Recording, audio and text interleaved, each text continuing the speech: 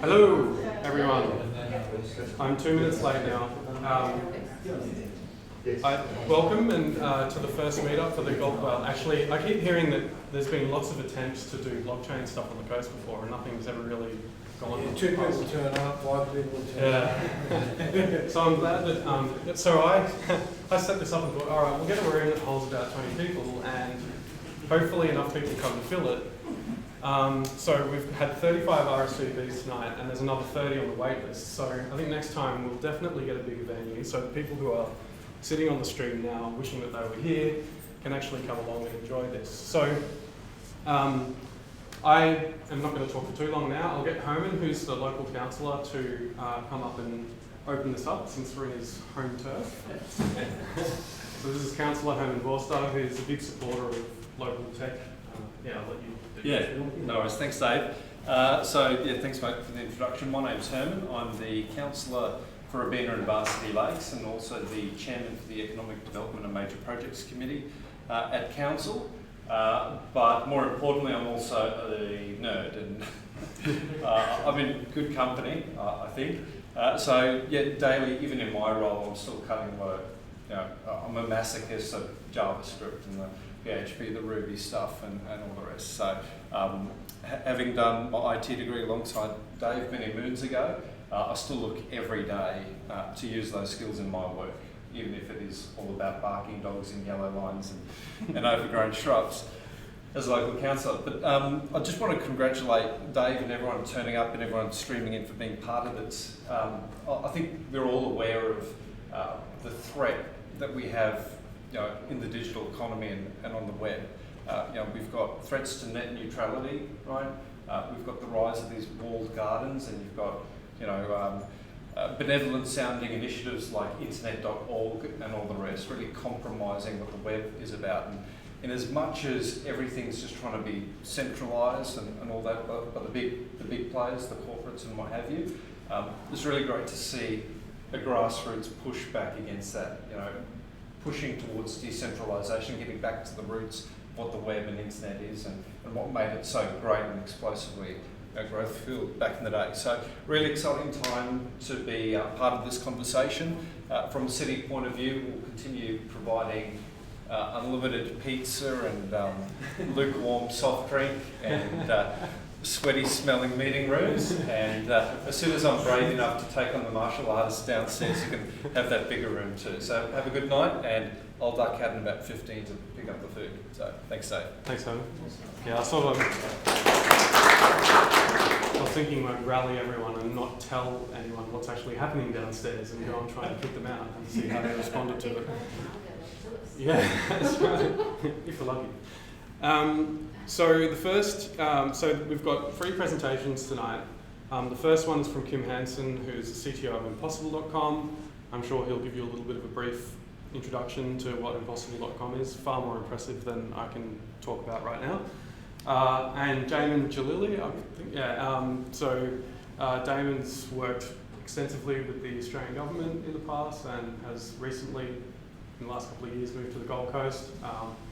And has a lot of information and contacts and knowledge about what's happening down in Canberra, particularly from a blockchain point of view. So it's awesome to have 2 really great speakers, and I'm going to be speaking at the end about potentially where mining's going, proof of work, proof of stake, all that sort of stuff, very briefly.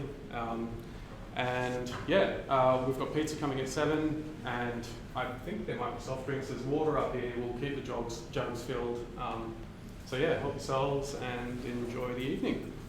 I'll let Kim take over. David, do you mind to press when I say? Yep. My name is Kim Hansen. I've been passionate about blockchain for quite some time now, so I want to try and give you some tools to try and figure out how to navigate this space. I think there's unlimited amount of rabbit holes to dive into, where to start, and if you just read the news, it might be Mt. Gox or Silk Road or ransomware, etc. So of course it's very much my perspective on things.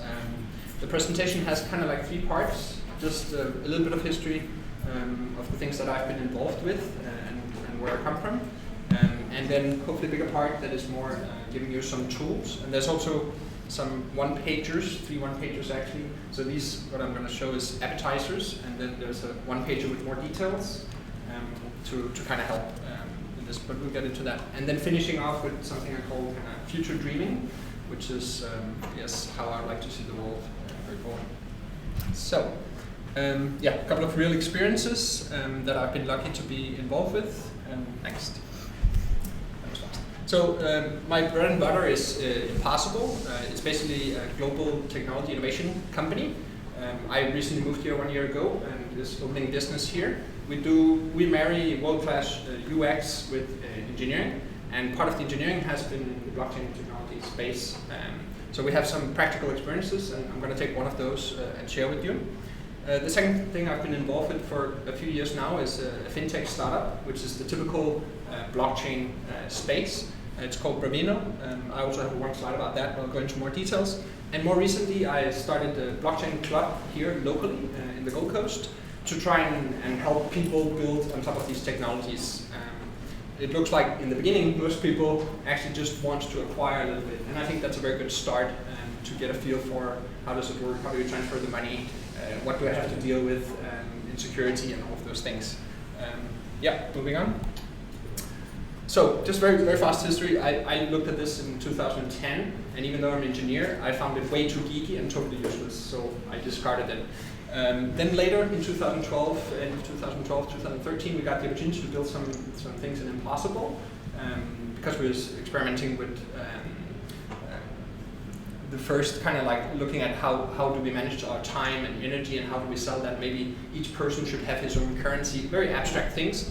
And we looked at, well, there's Bitcoin, let's try and implement with that. And I went through the very painful process of getting money into Mt. Gox, which was the only place to buy some Bitcoin at that time. And then my brother, who had already been in the space for some time, and started bitcoinfilm.org, which would show how Bitcoin could help people around the planet, like remittances in Argentina and other places. And he actually told me, Kim, put 10% of your money into Bitcoin in the beginning of 2013, which I didn't do.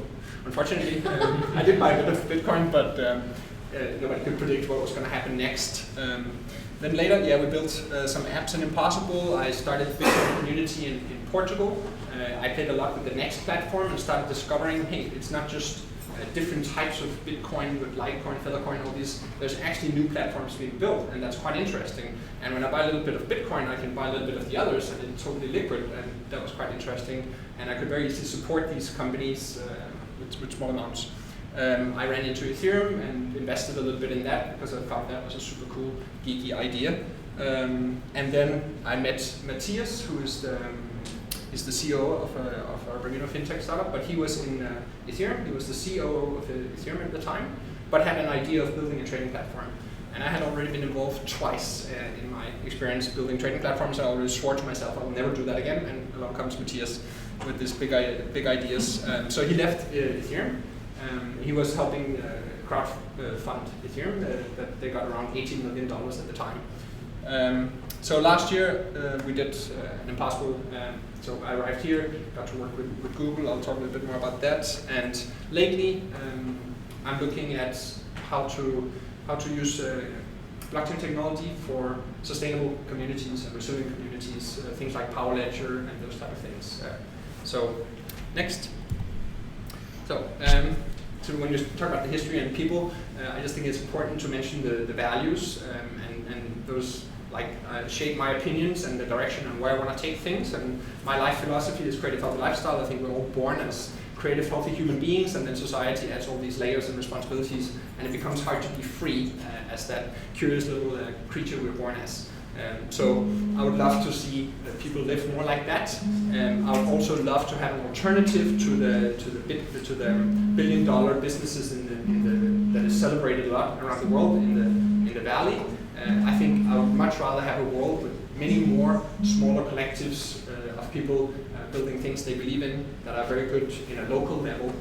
If it's only going to be Uber and Amazon, they don't necessarily are sustainable for the different places around the planet. So at least give an alternative to what we are all celebrating as the big successes.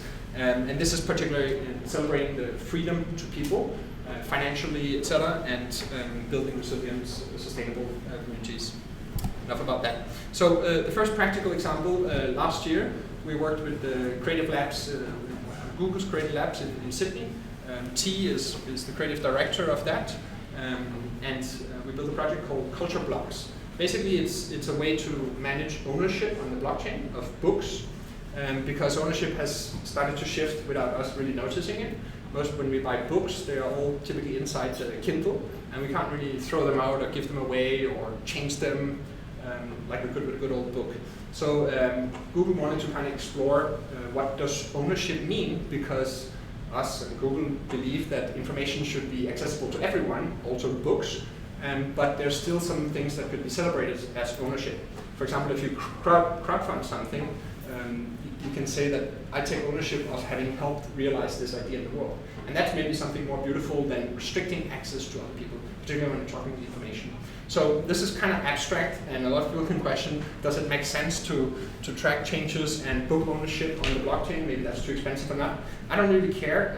For me, it's very much about the learnings that come out of this and exploring how fast can we build these applications on top of, we used Ethereum, and I'm very biased towards Ethereum. We prototyped this in 2 days, and then we built the product over 3 months together with Google. And yeah, anyone who wants more information about that, please come to me. So Bravino, the fintech startup, Matthias is this guy, Danish guy like me, very close friend of Vitalik Buterin, which some of you might have heard about. It's becoming a big thing. So we built over 2.5 years a training platform. The idea is to make it NASDAQ quality, so it can perform hundreds of thousands of transactions a second. Much better security. There's like, if you go to the list of exchanges, there's around 4,000 exchanges out there, and a lot of them are built with web technologies and have lousy security. We've seen a lot of times that they've been hacked, and they have a lot of money in what's called hot wallets, so they get stolen, etc. So now there's a new trend to say that people want decentralized trading platforms. You can't perform currently, with current blockchain technologies, you can't have high performance in a decentralized blockchain. So what we built actually before these trends came up is a semi-decentralized trading platform. So basically we batch settle the transactions on the blockchain. So we run centralized very, very fast. For anyone technical, we use closure and event sourcing. So we can perform extremely fast, of course with the right hardware, and we have a complete history of whatever is changed. So we bootstrapped this, we got a seed funding now, moving towards a Series A. This is, of course, it connects with Bitcoin and Ethereum as the two major platforms. We can build smart contracts on top of Ethereum and connect them to our platform. And right now it's an exchange, but that's kind of like the foundation to exchange assets and send assets around to people. So there's a wallet and there's an exchange. But the idea is to empower entrepreneurs and potentially give free tools to crowdfund, to manage your accounting and all of these things. That's the point of that. Next. All right, enough of the background. A global overview. So in this gigantic blockchain ecosystem, if we just read the news, it's very hard to understand what is real and what is not, what are facts and what is not. So the things that I use to try and understand this space is one of the things, obviously, the funding, how much money is going into this. Money is not the solution to things, but it certainly creates momentum, and it enables a lot of teams or a lot of young people with great ideas to try things. And a lot of money has been pouring into this space, both from the billionaires, VC guys in the Valley, to VC funds. And lately we've seen with this new type of crowdfunding, ICOs and token sales, a humongous amounts of money have been pouring into this. Some things will come out of that, I believe. So that's important. The infrastructure, of course, should we all run a blockchain node ourselves or not? But we have some very credible players that have been already a couple of years now in the field, like Microsoft and IBM, etc. And you can actually run blockchain as a service on their systems. In the education, we are seeing a huge demand for blockchain engineers, or people that understand this space. MIT and Berkeley and Stanford have been very early on supporting this with courses and mocks, etc. in Europe, also University of Cambridge, and there's even a master program in blockchain technology. In regards to the credibility, etc., I just pulled out the UN that recently ran a trial using Ethereum to track donations to refugees.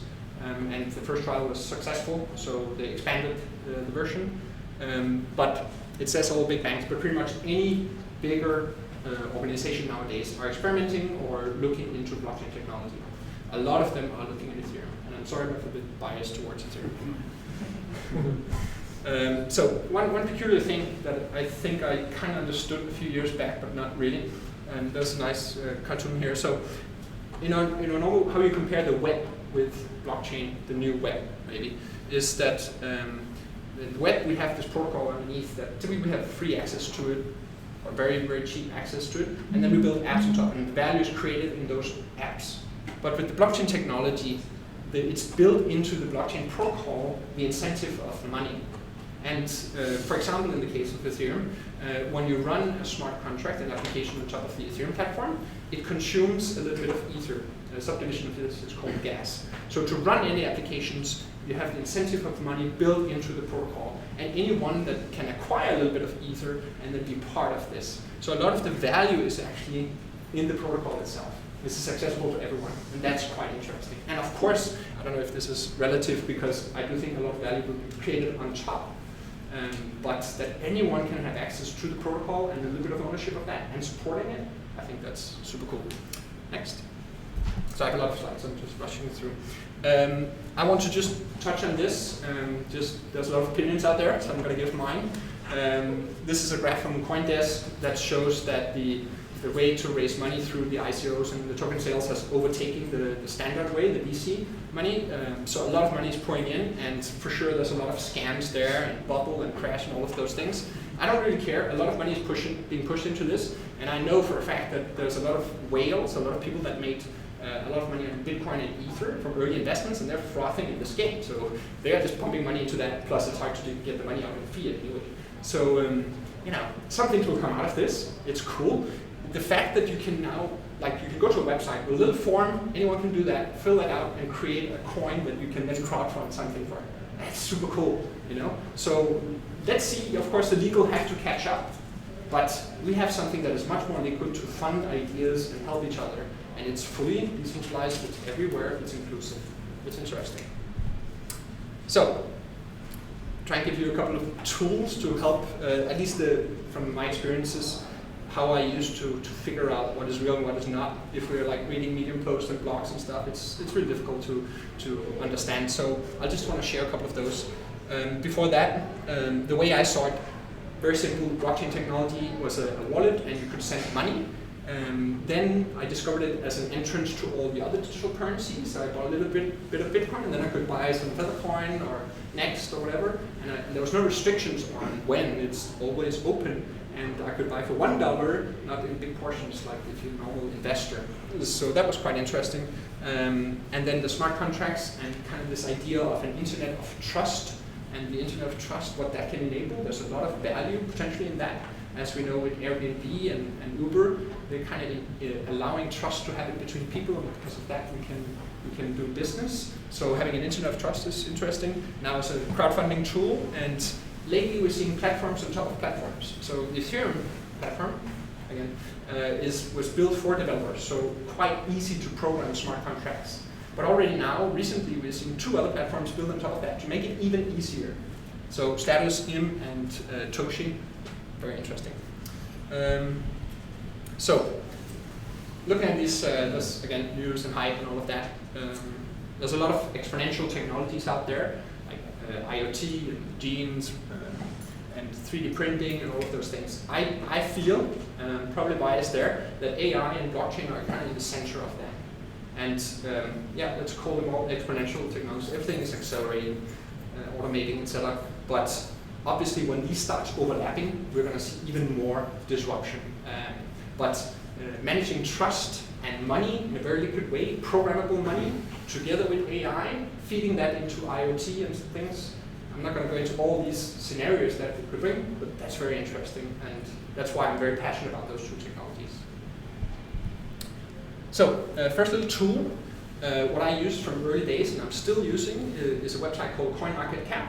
It lists all the coins, most of the coins that are exchanged on exchanges, traded there, ranked by their market cap. The market cap is just the amount of coins multiplied with their price, the average price on the exchanges. But if you only look at that, it's hard to get a proper view. So over time I learned to understand, well, if there's a lot of coins and one, if it was pre-mined, so all the coins were generated from the beginning, and one guy has all the coins and it has a high value, if he dumps all of that, that value will go down very fast. So you need to dive a little bit into what the different numbers are to understand what it is you look at.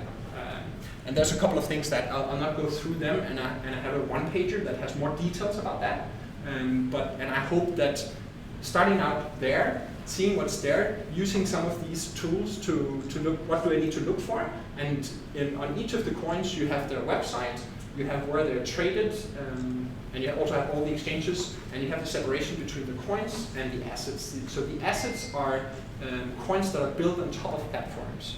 So on top of Next, on top of Ethereum, etc. So it's a very good place to go and check out things. But I can't really go into details with it now.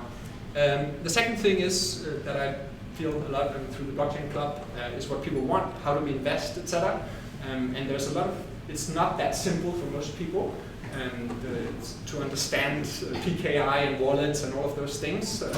So there's a need to make these user experiences more simple, and that's what we do in Impossible. And I believe that all technology should have a simple user experience. It's not about the technology, it's really about the value. So you need to speak what humans understand. And the current exchanges don't really do that. Secondly, the fees is a wild, wild west, basically. Some places you can pay up to 40% to enter. So we really want to try and help with this. And then afterwards, where do you store the money, all of these things. So there's another page for that. And thirdly, this is only Ethereum. Sorry about that. There's multiple platforms. There's, I think, worth mentioning, even though I don't have a lot of experience with it, Hyperledger from the Linux Foundation, also open source. The Quarter from R3, it's a consortium, I guess, from around 70 banks, the biggest banks on the planet. I think 2 banks left, but there's still a majority of the banks are there. It's also open source. It's more focused on financial applications. Of course, I'm a little bit in love with Ethereum, and I already mentioned there's these platforms on top of those. I really want to see people get into that. So, future dreaming. Yeah, nobody knows what's going to happen, but we can dream a little bit. So I like to think about recording things on the blockchain, whether that's for supply chain or to create more transparency. And maybe through transparency we can get more accountability and we can avoid the rewriting of the history, 1984 kind of things. So I do think there's potential, but it needs to be validated for better governance using blockchain technology. Also the pure liquidity of this. Even though it's still a little bit hard to get money in and out for the average person, it is certainly possible. Once you kind of learn those things, it's a lot of liquidity, so it's kind of financial freedom. One example, something called the Whale Club. You can, if you have a little bit of Bitcoin, you can buy some S&P 500 or other things, very simple. While normally you would have to go through the banking systems and they have their own fees and their own packages. But with Bitcoin again, you have these third-party companies building and providing all sorts of things that could easier create your portfolio. Of course, we need, again, a proper user experience, so it's very simple for people to just have, why don't you have a little bit of S&P 500? Everyone should have a little bit of that, right? And yeah, everything becomes much more liquid and trading between people as we get these marketplaces. They're everywhere. It's very hard for governments to stop this, so I really see a lot of inclusivity. The trust enable, I mentioned that. And also the ownership of our data is something I think potentially the blockchain technology can help us a lot with. Our medical records are inside different types of hospitals, and to get them out and to rely on their security, etc. Blockchain technology typically uses the best security. So I feel that what you have there you truly own. And maybe we should have our medical records there, any sensitive data we should have on the blockchain technology. We should control what we share with people, not like it is now. Sometimes we share way too much and it's inside a centralized system with crappy firewalls, etc. Our reputation, I just have to mention that. I think it will be a future currency. It's already starting to reveal itself in these third-party apps like Airbnb and Uber, that our reputation, the things that we do over time will have an impact whether we get access to things. So I do think that this will be much bigger in the future. I think we're already leaving our reputation online and being tracked like crazy, and we will see the results of that in the future. Again, this is something we should own. I'm hoping to do a project with Google in Sydney around reputation and start exploring this and see if we can make some open source solution for this. So, disruption, this is Vitalik caricature together with the Russian president. So typically when we have a new technology and we have an incumbent or a company that is sitting on technology that is monopoly, and someone comes and disrupts, the first thing they will say is they will ridicule or forbid or whatever, which is exactly what Russia did. You cannot talk about Bitcoin in 2014, you cannot share information, you might get your head chopped off. Then later, 2016, the banks started to say, hey, we need to use this technology, but we're going to create our own blockchain, our own currencies. And now lately, in 2017, the banks are saying, let's legalize Bitcoin, right? So you can't beat them, you can't join them. I think it even goes further. I think governments in this have to see where they fit in.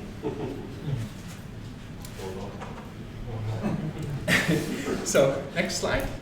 And again, so I don't want to celebrate this kid too much, but what is happening is that he is talking with all the state leaders around the world lately. And of course he's promoting Ethereum, but it's fully open source. Anyone can fork it and build, so it's more about the idea. I think that if the trend that we've seen so far with Ethereum continues, this kit might be the biggest thing on the planet, much bigger than Steve Jobs and Elon Musk and all these others already. This is fully open sourced. So to finish off decentralized future, a lot of the things we're depending on now and we use in our daily lives, like Google Maps and all these things, they're centralized. Right? A beautiful future might be that a lot of these things, all the banks, a lot of these things that we have to use, that we're depending on, they could be in a decentralized format. So decentralized ownership, decentralized management, and everybody can own a little bit of that. It's fully inclusive. I think that's very interesting. So, thank you.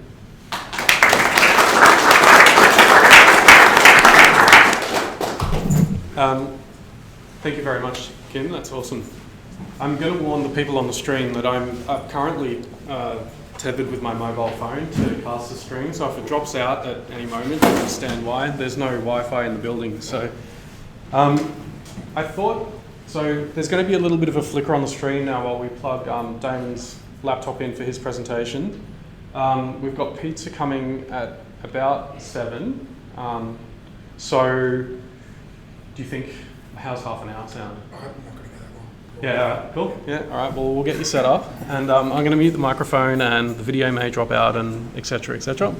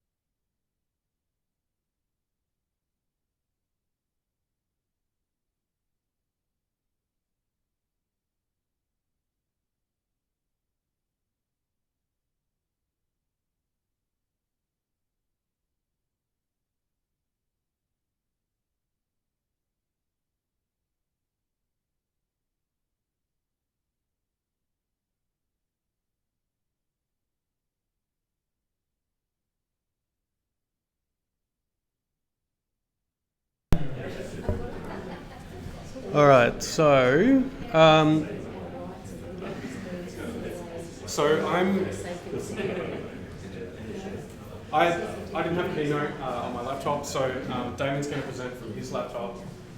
The stream has kind of got everything in picture, so hopefully it continues to work. Terry, come in and sit down. Oh, no more chairs. Come in. Just come in. Why not? So I introduced Damon a little bit earlier. I won't go into too much more detail. I'll let him do his own spiel. Okay. Well, thank you very much, David, and to the Councillor for setting all this up. It's great. And thank you all for coming along. I might start with a little bit about me. So I'm actually by trade a social psychologist, so I'm absolutely not a technical person.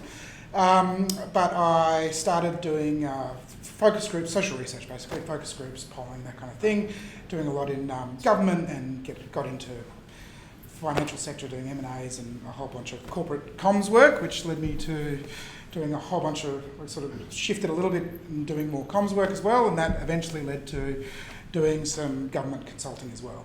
Over the years I've done a wide array of things, including being in government several times. The last time was for the current Finance Minister, Matthias Cormann. I spent a bit of time working for him as well. So basically what I've done since I came out of government is set up my own consultancy, and I've sort of gone back to consulting, working with different companies, helping them engage with government, including a particular specialty in tech companies. So there's some companies I've worked with and continue to work with on various different projects in terms of engaging with government, whether it's at policy level or particular issues, or helping them engage and develop relationships so they can sort of work more closely with government.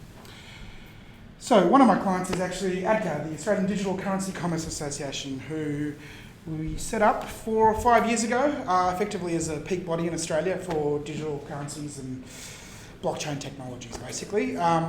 We started off, there was only a handful of people involved initially, and we brought the organisation together and started engaging with government. This was about 5 years ago now, so it was quite early on, I guess, and we thought government was starting to make some noises about regulating and really didn't understand it, so we thought actually we need to start talking to them. So first thing we did was we actually got a whole series of regulators in a room and did a 2-day briefing workshop on them, took them through all how blockchain was predominantly focused on Bitcoin at the time, but took them through a lot of that and how it all works, and started working with them and talking about how we shouldn't really look at it as a currency because there's a whole bunch more potential for it. So we got a lot of really great education there. Unfortunately, the ATO decided, if it's not a currency and it's a commodity, then we'll tax it, and they whacked us with the GST. And we worked for several years to get rid of that. But that was where it started. And at the moment, we've now got, I don't even know what the number is up to, but these are all members of ADCA now. So we all work together, as you can see, all big four consulting firms, big law firms, obviously a lot of the practitioners and the guys who are actually doing, putting together different blockchain solutions. We've got Aussie Post in there, ASX, who are doing a blockchain project at the moment. So it's sort of become quite a big organisation, well, in terms of the membership. And we also do a lot of international engagement, so a handful of them were out of Consensus this year in New York, and they've got a sister partnership with the same similar sort of group in China and the US, and a couple of the others in Europe as well. So we're sort of starting to bring everyone together. Funnily enough, ADCA actually set up the first, wrote their constitution with one of their law firms, and put together a code of conduct that is starting to be borrowed around the world. So the sort of blockchain code of conduct that's being used globally was actually written here in Australia. Some of the things we've managed to pull off recently in terms of what we've been doing. Obviously the GST went in the budget this year. It was pretty massive, so there's no double GST, which is great. And 3 days in now, ticked over in 1 July, so yeah. We got that. Recently Aussie Post was announced as partnering with the Digital Transformation Agency on the Digital ID project. So obviously Digital Transformation Agency is one of the things it's trying to build is a sort of digital identity and how to actually build that out. An Aussie Post are a member of ADCA and do a lot of work in blockchain. Right now that project doesn't have any blockchain in it because some of the things they need to deliver early on basically doesn't give them enough time to get the public service to get their head around blockchain. However, well, I mean, everyone in this room, if you know anything about blockchain, it's probably where you're going to need to go to actually build a real digital identity solution that can be used universally amongst the banks and all the other places that, or say the hospitals and everywhere that your ID is useful for you, I guess. We also recently had the Victorian State Government sign on as a member of ADCA, which was a really, really great outcome, and they're starting to look, they're working with Data 61, they brought them in as well to start pulling together and put together some use cases and see if we can't start building some blockchain solutions for Victorian government and some of the work that they do. It's all fairly early stages because they only just signed up in the last couple of months, so that's pretty early on. More relevant for us, the Local Government Association of Queensland has also signed on as a member and are actually looking for projects. So if you have ideas that you think would be useful for the councils in Queensland to sort of use blockchain as a solution for something, then the LGAQ is looking for projects and for proposals to put together. They're looking for things that can be used across multiple councils, so multiple councils can put money in for it. But there's a nice little opportunity to think about over the next few months to see what you can come up with. Obviously, recently the Data 61 put together 2 reports. One was on potential use cases in government, and the other one was risks and opportunities. And I mean, there are risks and opportunities that really do balance themselves out with where we're at with blockchain at the moment. But generally, they felt that there are some really promising use cases that could have a profound impact on the economy, which probably really doesn't come as too much of a surprise to us, but it's really, really nice to have someone in government actually saying that. Also, we had Loretta Joseph, who's on the advisory board for ADCA, recently won the FinTech Leader of the Year, the FinTech Awards. Last year she won the Women's FinTech Leader. This year she took out the main prize, which is great. And Loretta does a lot of work, both in Australia and overseas. She consults to, at the moment, I think it's the Canadian, the PNG, 3 or 4 Eastern European countries. She's doing a lot of work with blockchain, with governments and blockchain around the world. She's a pretty amazing woman. So what are we working on? What's sort of coming up at the moment? So we are speaking to a whole series of the regulators, ASIC, Reserve Bank and AUSTRAC. Obviously AUSTRAC are pretty interested in blockchain and the potential to track and trace transactions. ASIC, funnily enough, Greg Metcalf, the chairman of ASIC, has actually basically said we don't necessarily need to be regulating Bitcoin and some of these currencies. And it's interesting because the context that he said it in is around, look, actually what's going on at the moment is self-regulating, and if you set these systems up right, they'll actually self-regulate quite well. So we're in discussions with several of the regulators as well around ICOs and seeing if we can't build a self-regulatory model for those as well. Obviously, as you're saying, there are a lot of cowboys out there and you've got to be careful, but if we do have this sort of, as an industry, come together and self-regulate, and most people stick to that, then the industry can actually manage a lot of those issues, rather than having public servants who might not quite understand how it all works. One of the other things is there seems to be a bit of interest around a digital Australian dollar, which would be really useful because you can build these platforms and then you've got to deal with all the transaction costs, and half the time you get saved by using blockchain dies in the fact that you've got to transfer between currency and back to whatever token you're using.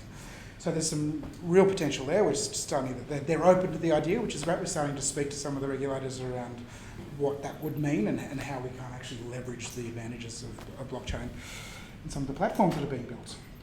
We're building a Parliamentary Friends of Blockchain group, so it's actually, which sounds like it's a bit fluffy, but That's what they call every group in Parliament. well, yeah. Yeah, there are a lot of them. There are a lot of them, but the US have recently set one up, and they're actually managing to leverage a lot out of it. So it's about, look, they can be quite fluffy, and there are a lot of them, but it's about how you use them. So we've got Senator Jane Hume, who's the chair of the Senate Economics Committee, and we've got Senator Sam Dastyari as the 2 co-chairs. And we're setting up the launch event in August. And funnily enough, we're going to have 2 guests. So Don Tapscott and Robert Kahn are both going to do, they were both going to come, but they're actually doing video messages now because they can't actually make the date. But ADCA speaks to both of these guys quite a lot, and they're very, very supportive of the work we're doing in Australia and obviously driving a lot of this work internationally. And we're hoping to get both of them out next year for various conferences and whatnot, so I'll definitely make sure you let you guys know when they're out. And we're also obviously engaging with the Treasurer and the Industry Minister, who are the two ministers responsible for the space we're in. There's no clear space, but we're sort of framing that out at the moment between the two ministers and making sure we're sort of keeping them and their staff briefed on what's happening and where it's all moving and heading down. Both of them are, by the way, very, very supportive. Probably don't hear too much about it, but they do both quite understand it and understand the opportunities and the potential. I mean, Data 61 reports to Minister Sinodinos, and has seen the report now, and they've both got very good staff who sort of get blockchain and the potential for it as well, which is really, really good. So just a couple of case studies that's going on in Australia. There's a company called Civic Ledger who recently got funding to undertake a study on the potential for using a blockchain technology for water rights trading. And the feasibility study basically just found this would be an amazing solution. So they're in the process of putting together an application to get a grant from the government to actually build it, which is great. Again, the digital Aussie dollar would really help them out here because it fixed up a lot of the timings. But the potential for this sort of project is phenomenal, and it's great that the government's really engaging with it. Athera, obviously, I'm not sure if you guys have heard of them. They do some really, really interesting stuff. It's a fintech-based company, but their platform allows for the development of secondary markets around debt and also other sort of securitized products. And they're doing some really, really interesting stuff, and they have their own digital asset exchange as well. All of the entire platform is run on blockchain as well, so they're doing some really, really, again, digital Aussie dollar would really help them too. AgriDigital is another blockchain-based, it's a commodity management solution actually. I mean, it's effectively just this application for agricultural, sort of grain-based agricultural providers or producers to run their entire business off it. And it is all got blockchain built in underneath it all as well. So there's some really, really interesting stuff going on in Australia that's sort of being commercialised at the moment. And these guys are all ADCA members as well. Internationally, there's quite a few different, I mean, this is just a snapshot of some of the recent ones that have been talked about. Accenture and Microsoft are building a digital ID network for the United Nations, or as part of a United Nations project. IBM is building a blockchain-based solution for several European banks, focusing on small and medium-sized companies at the moment, but they're sort of pouring money into it and building what they can. And AIG is also partnered with IBM to develop a sort of insurance policy that uses blockchain to manage the international coverage and all the different complexities around that. So yeah, there are some really, really interesting things going on there. I'll hand back over to you. Well, I was actually going to call Kim up. If people have questions for him as well, because I completely forgot to do that. But yeah, if anyone has any questions, and yeah, thank you very much, Damon. No worries.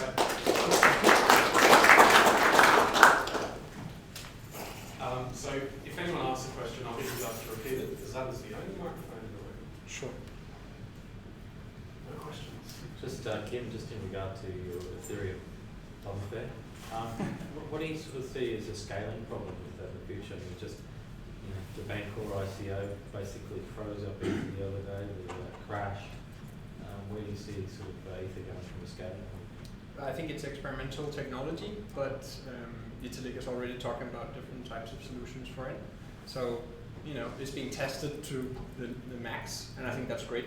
You need to break stuff, and then you're going to fix it. So I see it as you have the software is like a living organism. You have to constantly feed it and improve on it, else it withers and dies. So I think it's good that it gets tested to the limit, and then it's very experimental. If people don't think that, then they're eluding themselves.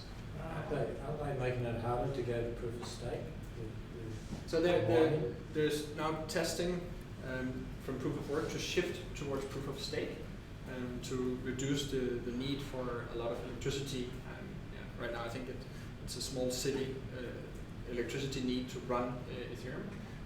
So it's very, very costly, and that's also the problem with Bitcoin. So the idea is to shift to proof of stake, which doesn't have the same need. This is again experimental, so as far as I know, I think it's every 100 blocks or something, there will be a proof of stake block and then proof of work, and then hopefully try and shift to proof of stake. They haven't introduced that yet, have they? Not yet, but it's about to happen. Yeah. Exactly, but it's about to happen. I thought they had set time when it's going to happen. It just makes it really hard for them to do the mining. are not worthwhile until they give up. So what are they doing? I think there's already some learnings, like there are other proof of stake platforms, not as big as Ethereum. Like Next is one example of that. So yeah, I trust that they will. That's all. They're doing it in a very non as least risky way as possible. So I mean, we also saw there was this problem on the GDAX, which is Coinbase exchange, with suddenly the price of an Ether dropped to 10 cents in a short moment, and one lucky guy got to make $1 million in 5 minutes. You know, we're going to have these problems, right? And you can say, hey, let's not use this, let's be scared and run away. Understand that it's technology. I mean, all the current systems we have now fail all the time, right? And all the centralized system with our credit card details, etc., are getting hacked every single day. So, you know, let's look at what's real and what's not. Let's try and keep our head clear. Let's not pump a lot of money directly in our own money, but let's start experimenting with things and let's try to build a better future with it. Someone online jokingly asks, what are your next best ICO picks? Is there any interesting companies that are out there doing interesting stuff that you've sort of shortlisted? The Australian dollar. Yeah. I'm not a company. I don't want to be a financial advisor. Yeah. I think if you start talking about that, I want to see a lot of experiments and learnings from that. And I think it's great that a lot of teams and young kids can try a lot of stuff. And of course, when there is easy money, and there is easy money and has been easy money, there'll be people abusing that. You know, just a little team and a white paper, hey, give us millions of dollars, and they do, right? So, yeah, do we need the regulations to then say, you cannot do that? No, I don't think so. I think it's more an information, but I think the opportunities are so big that those risks are okay to do. I think for technology people as well, we're like, I say we because I'm a tech guy, is that we're in this sort of unique position at the moment where a lot of the ICOs are on the basis of a technology platform. So we have an advantage over someone who's looking to invest in something and has no idea about tech. So we can use that and look at these things and really critically analyze them and make our own decision, which I think is going to put us way ahead of the rest of the crowd out of the gate. I have to add that a lot of the ICOs now are on top of Ethereum. So that's just kind of reinforcing the platform, you know, and experimenting on top of it. So, you know, 99% of them will probably fail, you know, but there's a lot of experiments happening. That's just great. And I do think that it tests the platform, so the platform itself will get better. I'm going to talk a little bit about proof of stake, although I feel like maybe everyone is across it now. But anyway, I'll be talking about it a little bit as well. I think it's worth noting actually that Ethereum, they initially wanted to start as proof of stake and decided not to because the technology hadn't really been figured out at that stage. So I think Ethereum is actually a really great example of how to operate in this space and to do it credibly and to maintain respect in the community as well, because they're not sort of rushing in and doing crazy things. And I have to add to that. Sorry. I just think it's very interesting, I have to say, that the crypto economics, as Vitalik described it. So what is the trust based on? So the blockchain technology is, they call it crypto economics. So the crypto part is the PKI, so the best security we have, and it's math and it's open source. So anyone can read what's there, and you know, it's not inside some hidden place. So you can see the math that is running whatever system you're using. So the trust is on that you can see that. The second part, the economics, well, kind of like the biggest religion we have on the planet is money. Right? It's the thing that most people actually want. So I'm not saying it's the highest priority, but most people want some money because it's a great tool, right? And so the money incentive is built into the blockchain technology. So the crypto economics. So you trust that people want money, and you trust that you can see something that is open source. So I think that's a very beautiful way to put it. And the shifting to proof of stake is a different money incentive model. So, you know, it's not just technology, it's does this incentive mechanism work? That's what needs to be tested. Does this mean pizzas are here? Yes. So before But do you trust that they? I haven't seen the source code. So You should see the pizza sauce. So before we go and grab some food, I also wanted to note that Glenn's here as well. So between Glenn and Herman, we have 2 councillors, Division 9 and Division 11, who are huge supporters of the local tech scene. And even though we're kind of in Holmes' turf now, Glenn's come along as well. And if you ever get the opportunity to sit down and chat with either of these guys, you should do it. They're huge supporters of what's happening around here. So I think we've got an opportunity now to, we're never going to be the Sydney or the Melbourne or whatever, but I think if we can be a satellite sort of hub that's known for being active in this space, and this is the place where it's going to happen. So, Yeah. So who wants pizza? yeah. I might just note there are 3 gluten-free and there's some vegetarian as well. So if you're not, well, who's gluten intolerant or needs gluten-free? So you got 3 pizzas. Fantastic. So you're guaranteed to get some, so you don't need that warning. So we've got some tables in the back deck. But if you know, Marshall pizza. Yeah, cool. Just slide those. I'll grab over it. there. People on the stream, we're going to go muted for a bit, and we'll be back afterwards. Probably about 20 minutes.